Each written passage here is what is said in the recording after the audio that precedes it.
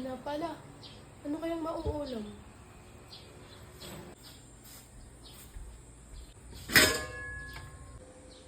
Wala.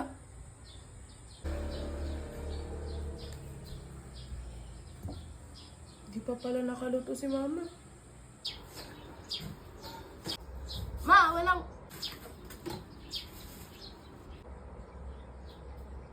Ako na pala magluluto. May ginagawa si mama. Magluluto ako ng masarap na ulam. Okay na to. Tara! Ay. Lagyan ko ng karne para masarap. Ayan. May karne pala dito. Sakto to.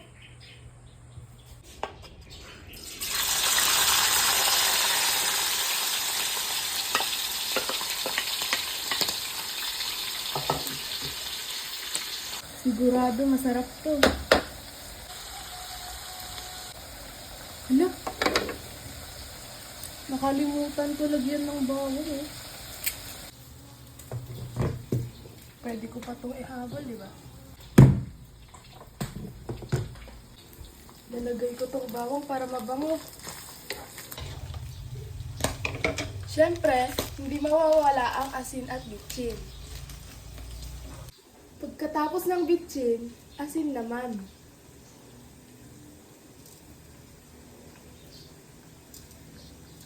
Oh, luto na tong karne. Ilagay na natin tong sayote.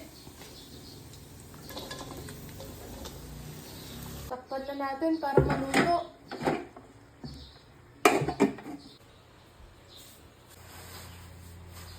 Tulungan ko muna si mama.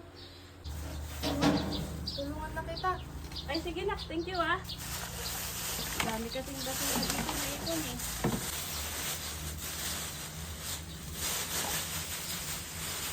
Thank you nak ah. Oh, punta ka na dun. Kaya ko na to. Okay na.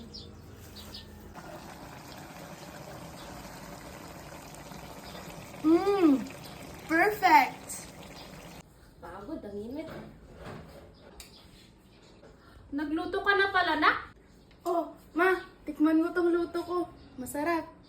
Tikman nga natin kung masarap. Sarap nak! Perfect! Tara na!